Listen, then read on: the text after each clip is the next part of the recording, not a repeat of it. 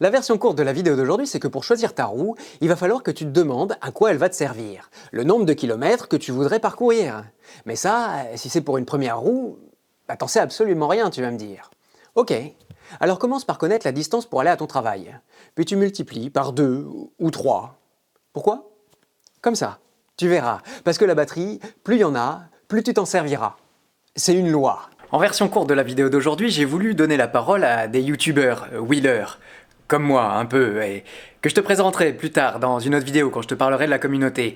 Alors c'est des gens que pour le moment tu connais pas si t'es nouveau dans le milieu, si tu les connais déjà, eh ben tant mieux. Si t'es nouveau, bah, je t'encourage à les découvrir, je te mets des liens dans la description.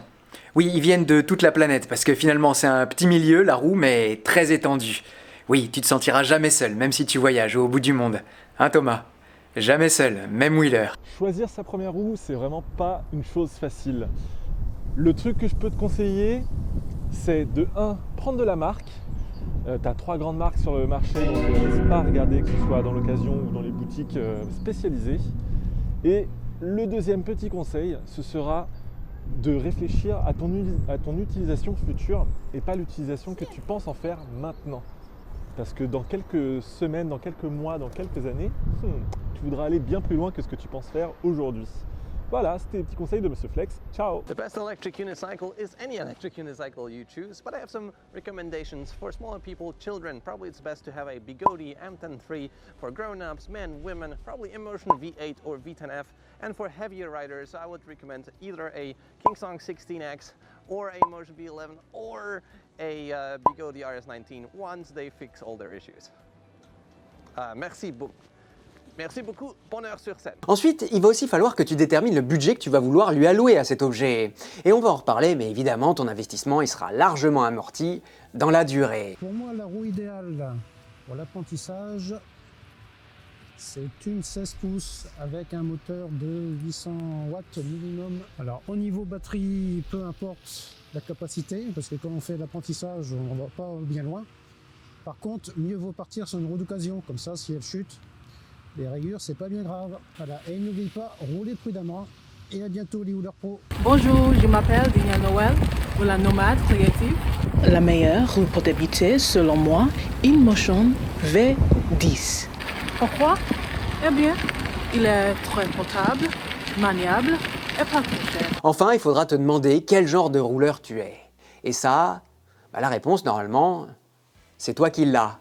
Oui, normalement, tu sais déjà si t'es plutôt sportif ou pépère dans l'âme. Pour moi, à ce moment-là, ma roue préférée, c'est la InMotion V11, car si tu mets tout ensemble, la protection pour la pluie, la lumière, la batterie, c'est pas la meilleure, la vitesse, elle est pas la meilleure, mais le confort que j'arrive à tirer de cette roue, magnifique. Mais si tu me dis, j'ai pas beaucoup d'argent, je peux pas acheter une V11, alors je vais te dire que si tu penses encore une fois à la pluie, t'as pas besoin de beaucoup de kilomètres, tu veux pas aller très très vite, je pense que la InMotion V8F est la meilleure option que tu as sur le marché. Aujourd'hui, on va essayer de comprendre les chiffres qui fabriquent la fiche technique d'une roue.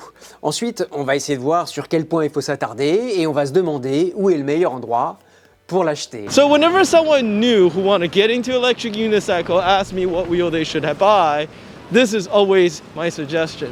Buy a used wheel. Make sure that it is something that's not too old. Preferably a 16-inch wheel if you can find one. But be flexible. And if the wheel is in good enough shape, once you learn how to properly ride, you always have the option of selling it to someone else who want to learn. So, there you have it. Voilà. Alors, si t'es pressé, j'espère que ces avis venus de wheelers aguerris du monde entier auront pu t'aider. Si t'es un ancien de la roue, bah, comme d'habitude, je t'invite en commentaire à dire ce que tu penses du sujet. Et si t'es nouveau, ben, je t'invite, toi, à lire ces commentaires. Parce que moi, je te promets que semaine après semaine, je les regarde. Et semaine après semaine, je me dis qu'ils sont tous aussi pertinents les uns que les autres. Je trouve ça super d'avoir des points de vue différents que le mien. Parce que, oui, moi, je suis devant la caméra, mais pour autant, j'ai pas la science infuse. Voilà. Et aussi, pour finir, avant de commencer, tu sais ce qu'on dit dans le monde de la vidéo, la meilleure caméra, c'est celle que t'as sur toi, celle qui te permet de filmer. Et ben dans le monde de la roue, c'est pareil. La meilleure roue électrique, c'est celle que tu as sous les pieds. Le reste, on s'y fait. Voilà, maintenant pour la version plus longue et plus détaillée de la vidéo, oui, et aujourd'hui j'ai fait très long parce que j'ai voulu que ce soit très détaillé et vraiment complet. Bah reste avec moi et c'est parti! Salut à toi! Alors ça y est, maintenant t'es convaincu, l'idée te plaît, tu veux apprendre la roue électrique. Bah oui, mais alors avant de commencer, il va t'en falloir une à mettre sous tes pieds. Et pour le moment, j'en ai pas trouvé à louer. Il va donc falloir que tu trouves un copain pour te la prêter, ou alors il va falloir que, un peu comme tout le monde, tu t'en achètes une pour te lancer. L'avantage, si tu achètes une roue directement, bah c'est que ça te fera une bonne raison pour persévérer si toutefois tu rencontrais des petites difficultés sur le trajet. Alors, bon, ça peut paraître un sac de nœuds quand on vient d'arriver. Oui, c'est un peu pareil dans tous les domaines. Si tu veux changer de téléphone portable, que tu t'es pas renseigné, tu ouvres le catalogue et tu fais « Oh mon Dieu, lequel je vais devoir acheter ?» Mais en vrai, dans le monde de la roue, c'est suffisamment différent pour que si tu es bien conseillé et que ton besoin est bien cerné, tu puisses trouver une bonne roue à ton pied. Pour ça, n'hésite pas à me contacter en message privé. Promis, j'essaierai de t'aider. Allez, maintenant on rentre dans le vif du sujet. Pour moi, la meilleure roue pour débuter, et même pour continuer, c'est celle que tu choisiras.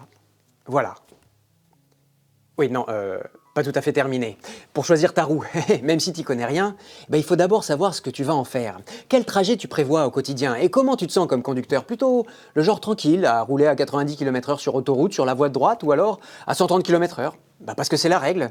Ou alors encore, bon allez, tu roules à 150 km/h et tu ralentis quand tu vois le radar arriver. Ce que je ne recommande pas, loin de là. Sachant que je te le dis une fois là, et je le répéterai, la loi, sur la route, c'est 25 km/h par bridage de nos engins. Point. Par contre, tu pourras rouler débridé sur terrain privé. Bon alors, je te dis qu'il faut savoir ce que tu veux en faire de ta roue. Oui, c'est la question qu'il faut se poser.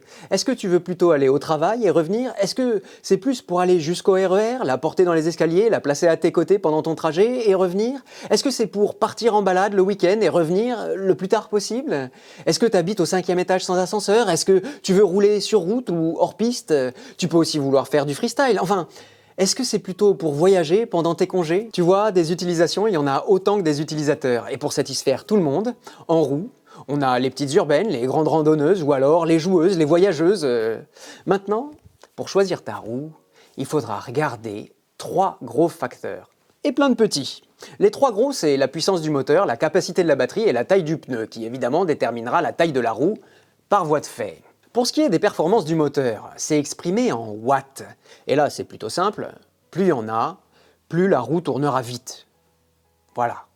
Un modèle entrée de gamme fera 800 watts à peu près. Tu peux en trouver moins, évidemment, mais moi je te le conseille pas, sauf pour une première roue qui te servirait à apprendre avant de t'en séparer. Avec 800 watts, tu iras jusqu'à 30-35 km/h sur terrain privé. C'est déjà très bien, surtout au début. Oui, c'est limité à 25 sur route, mais dans ton jardin ou dans ton palais, tu fais bien ce qui te plaît.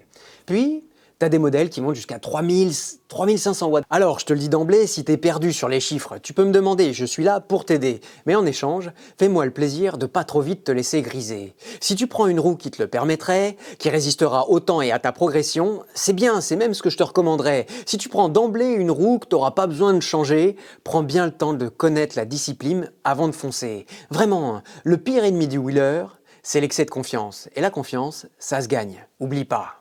Ta roue, il faut apprendre à la connaître pour savoir ce que tu peux lui demander. Et c'est valable que tu sois débutant ou confirmé. Ça te paraît complètement ésotérique ce que je te raconte, mais je te promets que c'est vrai. Ensuite, on a la batterie, dont on parlera en watts-heure cette fois. Oui, là ça va de 340 Wh, mais franchement, je te recommande pas, sauf si tu sais exactement que tu veux faire 20 km et pas un de plus.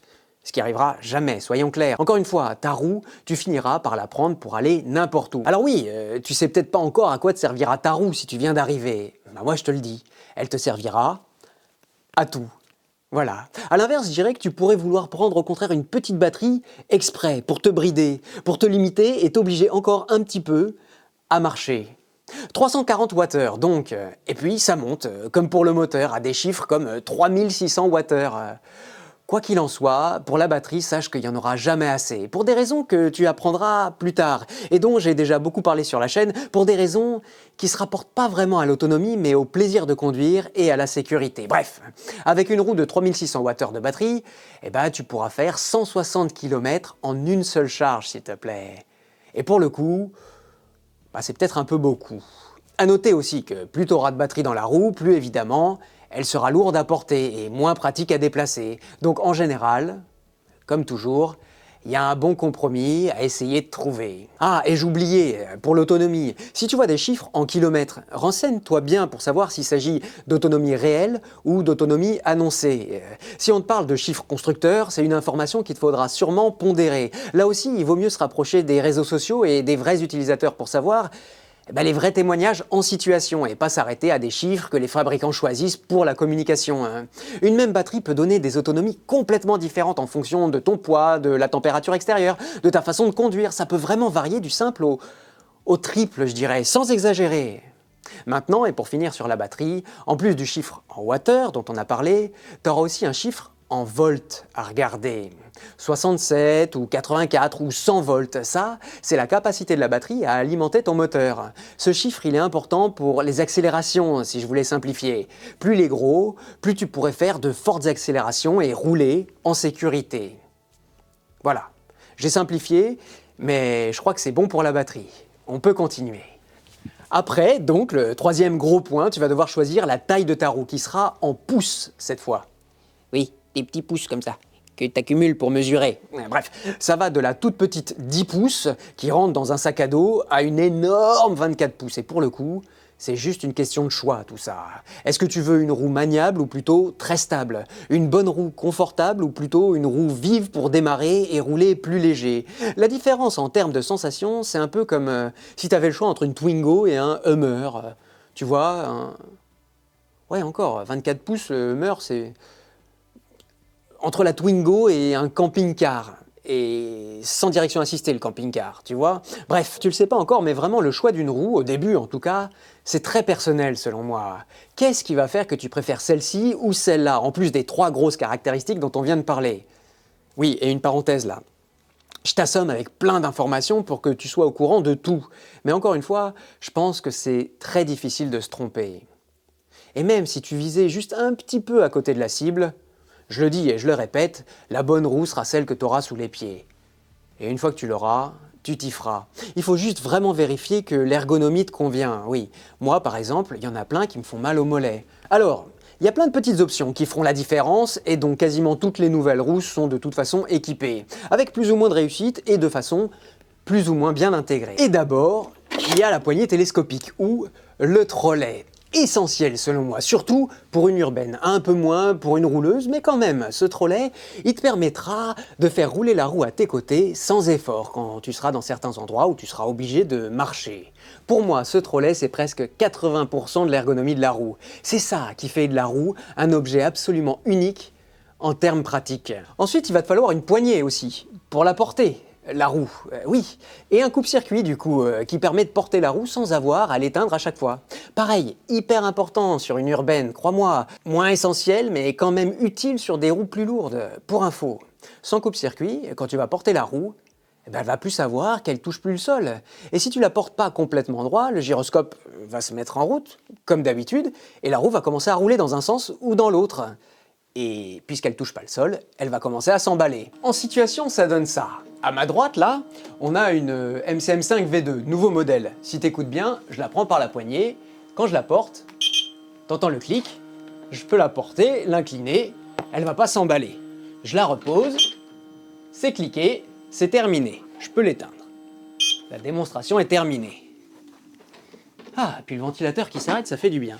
De l'autre côté, on a ma première roue, qui n'a pas de coupe-circuit. Bon, alors, en plus, le trolley est abîmé. Bref, tu vas comprendre. Si je la porte bien droite, ça va. Mais tu vois, elle commence à s'emballer.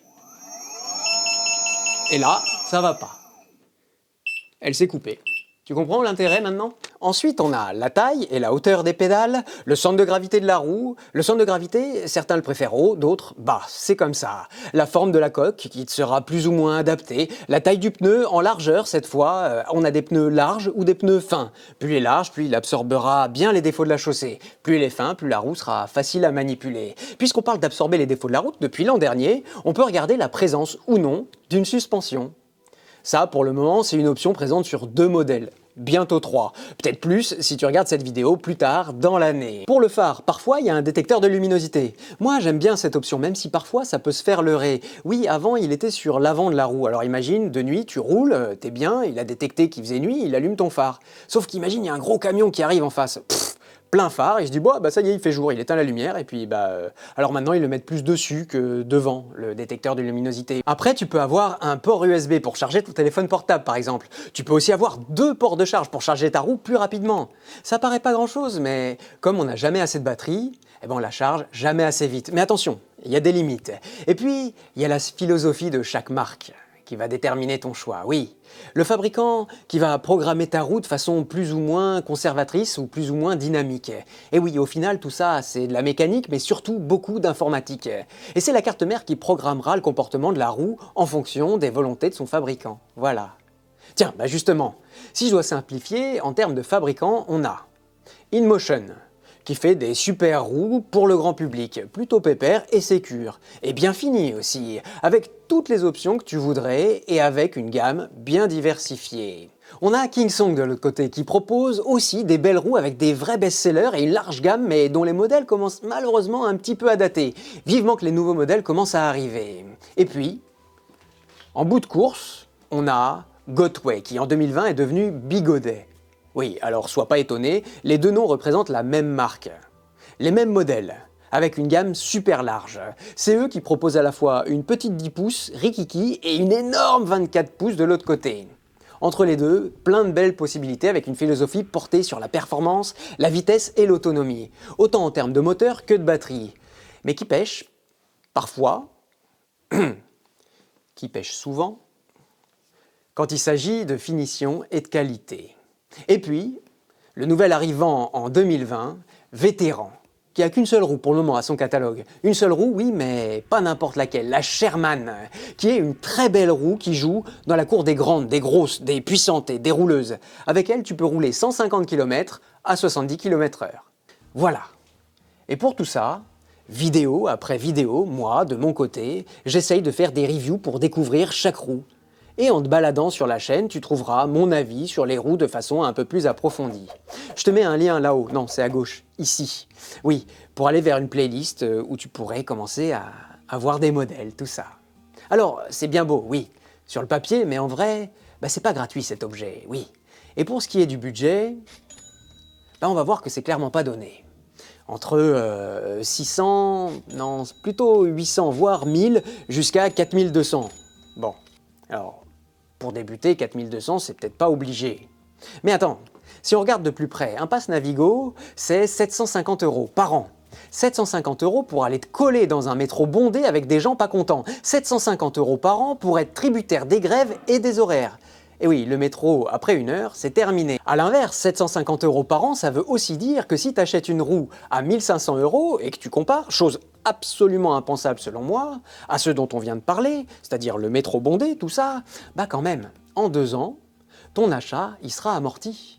Tu seras plus tributaire des stations essence ou des embouteillages non plus, et tu prendras ton pied à chaque sortie.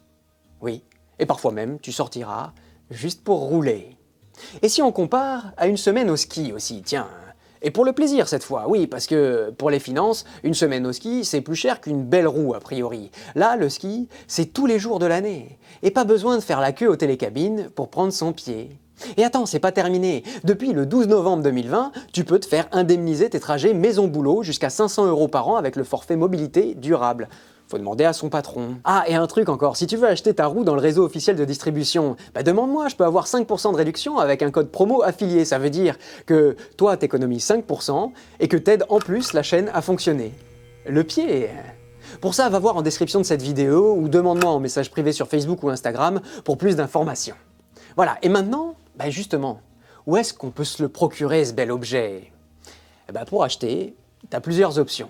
D'abord, évidemment, je viens d'en parler, t'as le réseau des revendeurs. Des boutiques qui prennent la peine de sortir des roues de leur stock pour te les faire essayer, qui prennent le temps d'être là pour t'accompagner, pour te conseiller. Et à ce jeu-là, moi, je t'encourage évidemment à aller voir les magasins partenaires de la chaîne. Bref, le réseau des revendeurs, c'est évidemment, pour plusieurs raisons, la solution la plus safe et celle que je recommanderais pour commencer. Et même si tout le territoire n'est pas encore complètement couvert, l'offre commence à sérieusement s'étoffer. Ensuite, moi je peux bien comprendre que t'es pas à 2000 € là à dépenser sur un objet que tu connais à peine.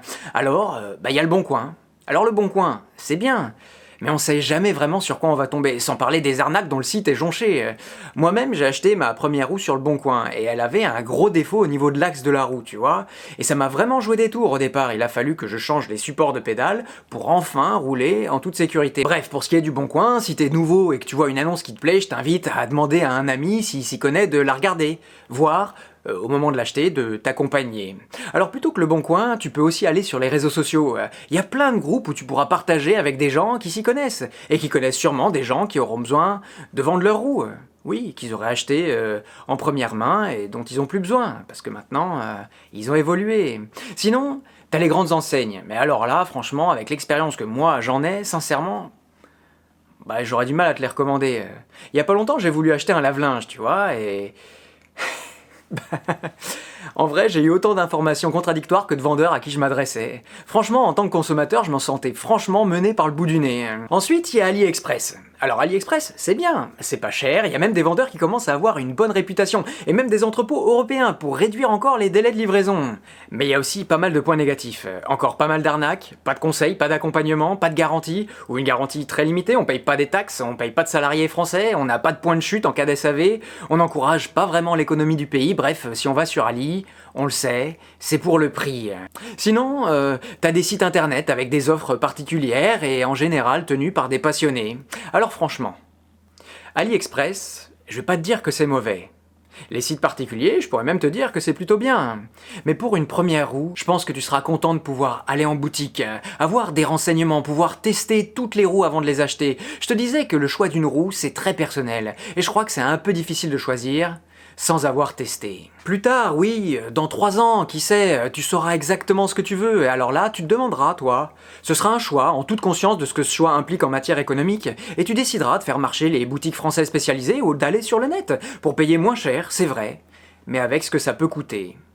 Franchement, je te le dis du fond du cœur, moi je te jugerai jamais. Oui, j'ai des partenariats avec des boutiques et sans elles, ce serait impossible de te présenter toutes les roues comme je le fais. Et rien que pour ça, moi, personnellement, je leur dis merci, merci, merci. Et pour le contact que j'ai avec elles aussi, un contact qui me permet d'avoir et d'échanger plein d'idées. Et oui, en plus, je l'ai déjà dit et je le répète, si tu passes par un code affilié, en plus d'avoir les 5% de réduction, t'aides la chaîne à se développer. Mais malgré ces 5%, ce sera toujours moins cher là-bas. Mais il faut avouer que la concurrence, elle est un petit peu déloyale. Voilà. Mais encore une fois, moi, je juge pas, malgré les facilités de paiement, malgré tout ça, je sais bien qu'on peut pas tous sortir 2000 € comme ça. Voilà. Alors la concurrence déloyale, elle est légale. Et toi qui es utilisateur, t'as le droit d'acheter sans avoir des états d'âme, c'est vrai. T'as le choix, mais encore une fois, pour une première roue, pour une première expérience, c'est un peu un tout. Alors je sais pas, tu vois, moi quand on me demande en message privé, j'essaye de faire en sorte que l'expérience soit bonne. Quand tu me demandes des avis, j'essaye franchement de t'aider. Et pas seulement de te donner des informations, mais que tu sois content de te mettre à la roue électrique. Parce que c'est mon dada. Enfin voilà, donc c'était une chronique un petit peu longue, c'est vrai, mais je crois qu'on a fait le tour et je crois même qu'on a été plutôt complet. Bravo d'avoir été jusqu'au bout. Maintenant, tu sais tout. Avant de conclure, la question que tu te poses est évidemment, est-ce qu'il y a une roue parfaite pour débuter? Tu l'auras compris maintenant? Moi je dirais que non, pas vraiment. Mais bon allez, t'es là pour ça, alors je vais me mouiller. Et je vais dire que, selon moi, la V8F de InMotion, si je devais en dire qu'une seule, elle marque pas mal de points pour une première roue. Mais elle a que 518 Wh de batterie. Tu te souviens maintenant que la batterie c'est en Wh. Pour moi, 518 Wh, c'est un petit peu léger. Alors au-dessus, il y a Kingsong, la 16S, qui a 840 Wh. Mais bon, elle est un petit peu vieille celle-là. Et puis aussi, il y a la MCM5 chez Gotway, qui allie une belle batterie, des options d'urbaine et un petit gabarit. Mais avec un pneu en plus épais. Moi la MCM5, après 3 ans de pratique, c'est celle que je choisis de rider. Bref, franchement, je suis pas certain qu'il y ait vraiment de première roue à proprement parler. La meilleure roue pour toi, c'est celle que t'as sous les pieds, comme je te disais. Certains témoigneront d'ailleurs, comme ils l'ont déjà fait, de leur début en Sherman, qui s'est très bien passé. Donc la meilleure roue, c'est la roue, selon moi, qui va répondre à tes obligations, à tes choix. Allez, maintenant je te dis à la prochaine pour une nouvelle vidéo et un nouveau sujet. Bientôt, on parlera de la loi, de la philosophie, de la communauté, des batteries, et encore tout un tas de sujets. D'ici là, tu peux liker cette vidéo et la partager pour la faire exister sur les réseaux, et tu peux même penser à t'abonner si ce que je fais te plaît. Allez. Post-scriptum, je vais faire très court parce que la vidéo est assez longue comme ça. Oui, il y a peu de temps, je t'ai dit que j'avais investi, tu sais, dans un beau dôme, une belle lumière comme ça, pour me rendre beau, n'est-ce pas? Eh ben, aujourd'hui, j'ai investi dans un nouveau micro, un micro qui me permet de m'éloigner de la caméra et que tu m'entendes toujours. Oui, alors, grâce à ma super lumière, eh ben, tu me vois plus. Oui, parce que c'est une lumière qui éclaire bien, mais jusqu'à 1 mètre, pas plus. Après, si je recule, je passe dans le noir, tu vois, je me fonds dans le décor. Mais par contre, tu continues à m'entendre. C'est pas le pied tout ça? Si jamais je dois te montrer des choses et que c'est plus grand, tu vois, une grande trottinette ou quelque chose comme ça, eh ben je pourrais le faire sans que le son en pâtisse, tu vois. Et tout ça, c'est grâce aux gens qui utilisent les codes promo Bonheur sur scène ou qui font des tips sur Tipeee. Et ben pour ça, je voulais simplement dire merci.